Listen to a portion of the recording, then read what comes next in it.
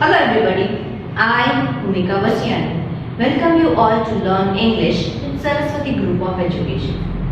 Today, we are going to revise a little bit, okay? Revision of chapter 1, poem 1, because it's been a while. It's been a little bit of time that we have learned chapter 1 and we are going to have this chapter in our exams. So during the exams, you don't face any problem, you don't face any difficulty. So let us go through the chapter. What did we learn in the chapter actually? Right? Now, as you know, the name of the chapter is The Sounds in the Evening. Okay? And you know that the sounds of the evening, that is a poem which is written on sounds. Different type of sounds which the poetess observes during the evening time. Okay? Why evening time? Because as you know that we all are busy. Okay? Mama, daddy and students, children all are busy during the daytime. And evening time is the time when we get little bit of time where we are free. So here also the poetess becomes free in the evening and she observes all the sounds. She notices all the sounds, okay, which are going on around her. Now, here let us see which type of sounds she has observed or she has noticed. She has noticed the tick-tock, click-clock of the clock, right? And pick of the mouse, and she has also observed or noticed the footsteps of people which she can hear on the top floor. That means she is living in an apartment. So there they have the wooden floors. So wooden floors, if somebody walks on the top floor, you can hear the footsteps, and on the stairs she can hear fluttering murmurs, right? The sounds of the people which are mixed, which are difficult to understand.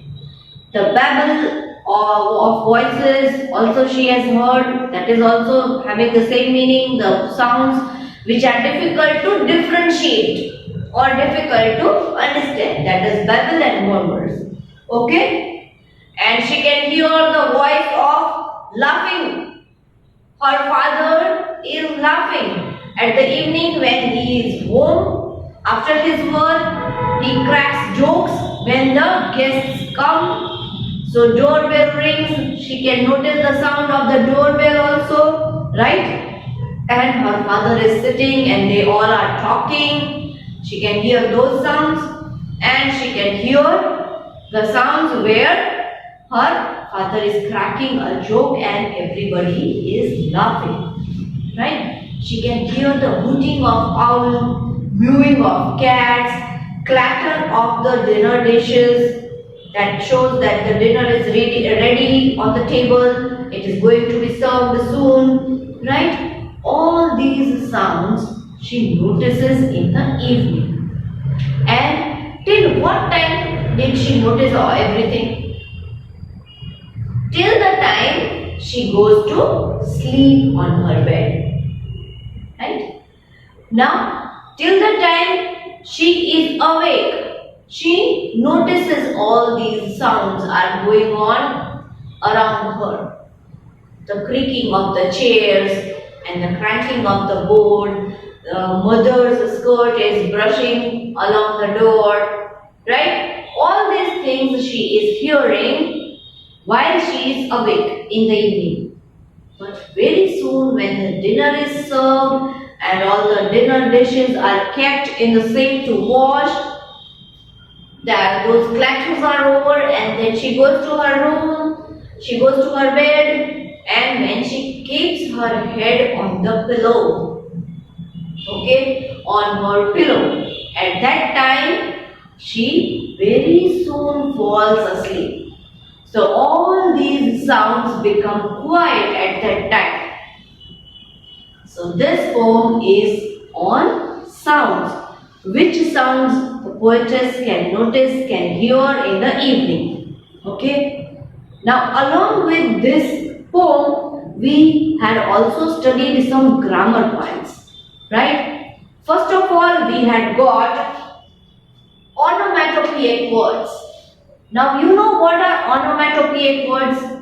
Onomatopoeic words are the words that describe sounds.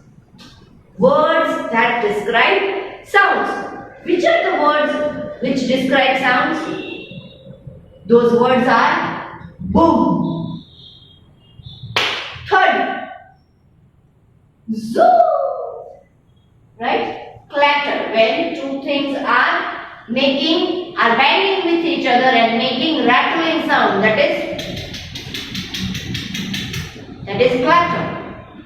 Okay? Crash, when two things crash with each other. You might have heard this sound sometimes when your toy cars crash with each other, right? That is a crashing sound. Buzz, a bee makes buzzing sound. That is buzzing sound.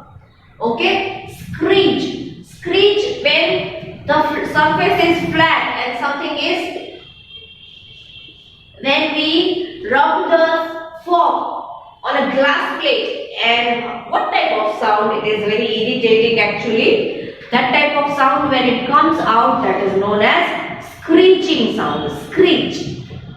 And screech you can hear also when we are going out somewhere in the car and daddy suddenly pushes the brake. Okay, he applies the brake. At that time the car makes the screeching sound.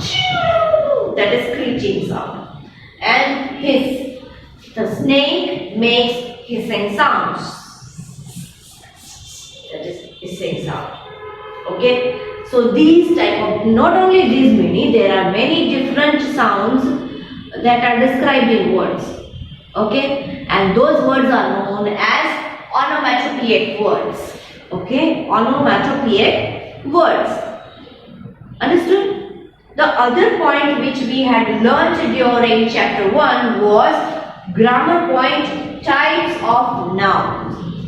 Right? We had learnt different types of nouns. There were 3 types which we have studied specifically in chapter 1. First type was material noun. Okay, what is material noun?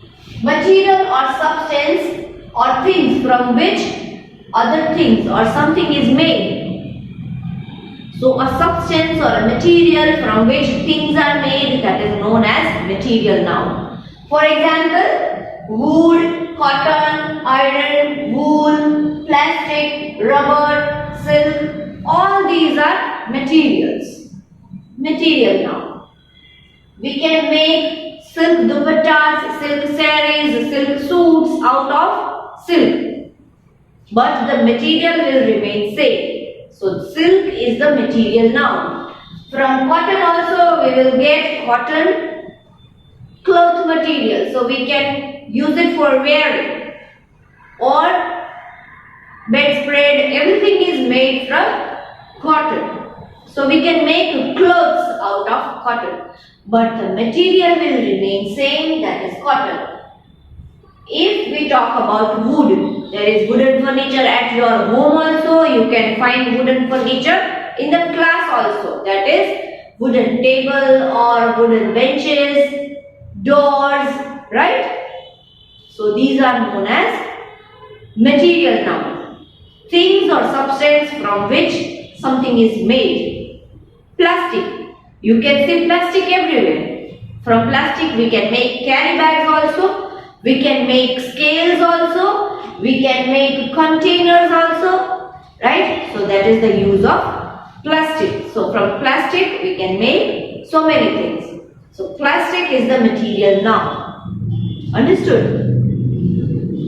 Same way we have iron. So from iron also we can make different things. Understood? Wool. From wool we can make woolen coats, woolen caps. Okay? So these are known as material nouns.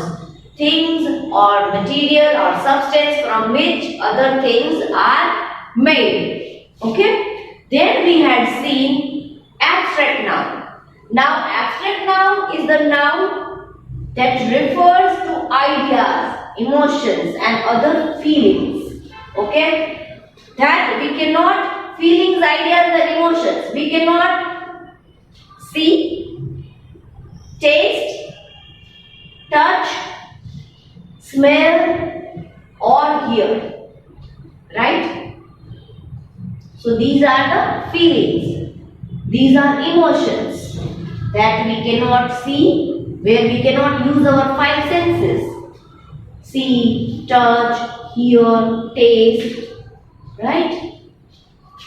So the examples of abstract nouns are happiness, sorrow, anger, honesty, truth, lie, freedom, imprisonment. All these are examples of abstract noun.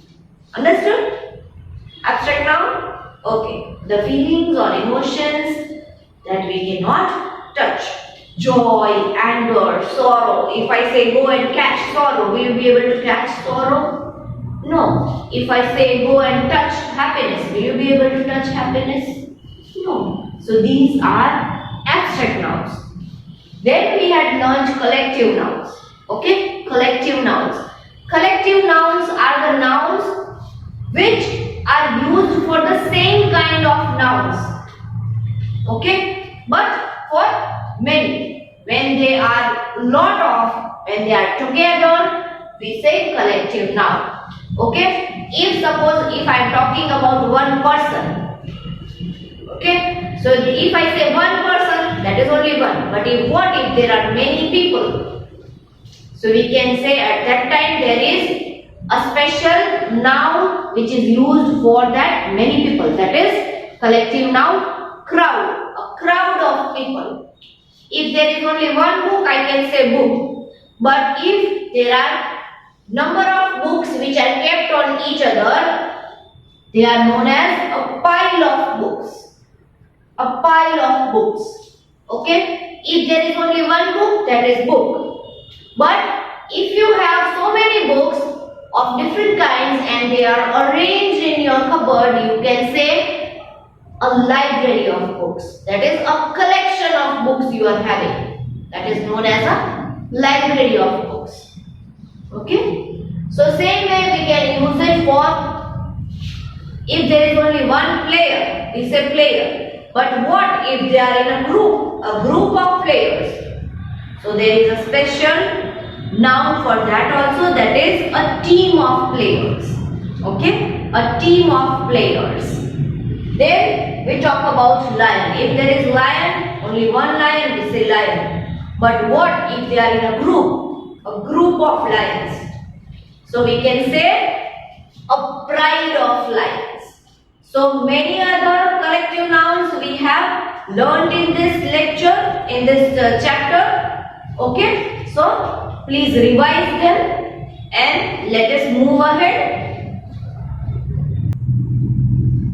Okay, the next grammar point was types of sentences, right? Types of sentences. Now we have already learned types of sentences. How many types of sentences did we learn? There were 4 types of sentences which we have learned, right? The first type of sentence was declarative sentence.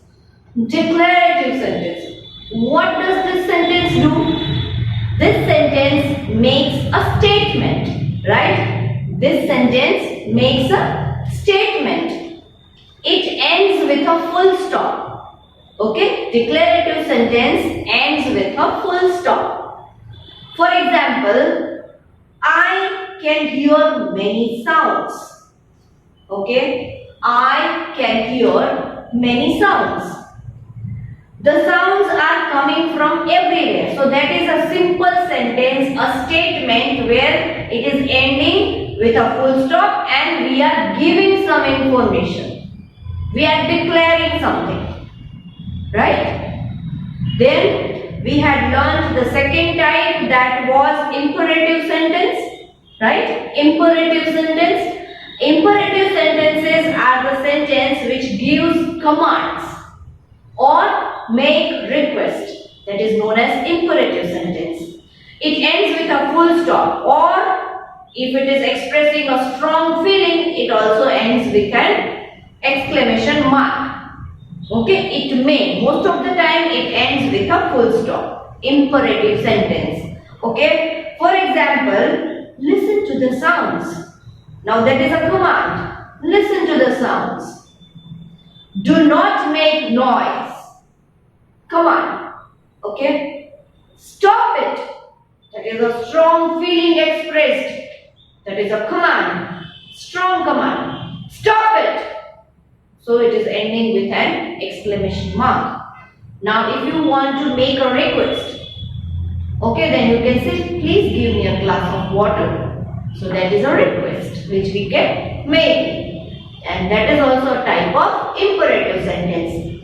The third type is interrogative sentence. Okay, interrogative sentence.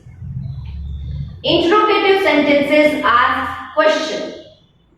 Okay, they ask question. They demand some information, some answers. Right? And it ends with a question mark.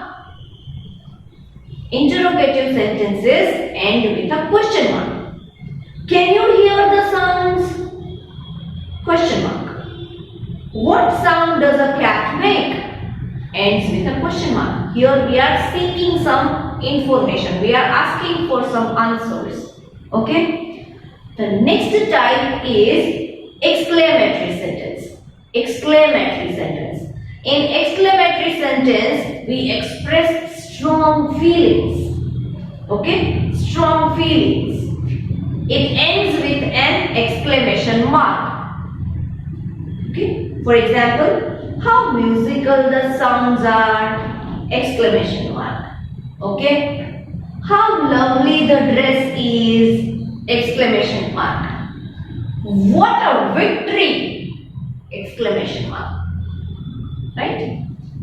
So, these are known as types of sentences. They are declarative sentence, imperative sentence, interrogative sentence and exclamatory sentences. Okay? Now we have covered most of the things in the chapter 1 revision part. Almost everything is covered. Now along with this video lecture, you are going to get a paper. Okay, that is a revision paper which you can attempt by taking the printout, or you can copy the paper in your classwork book, Mindwell classwork book. Okay, then if you are choosing the option of copying the paper in your classwork book, do not copy questions, write only answers. Okay, but write neatly with proper question numbers to be given and very well space also to be maintained between two words. Okay, please take care of all such things, and if there is any doubt, you can ask me during the live lecture. I will sort out your doubt. Okay, see you in the next lecture. Bye bye.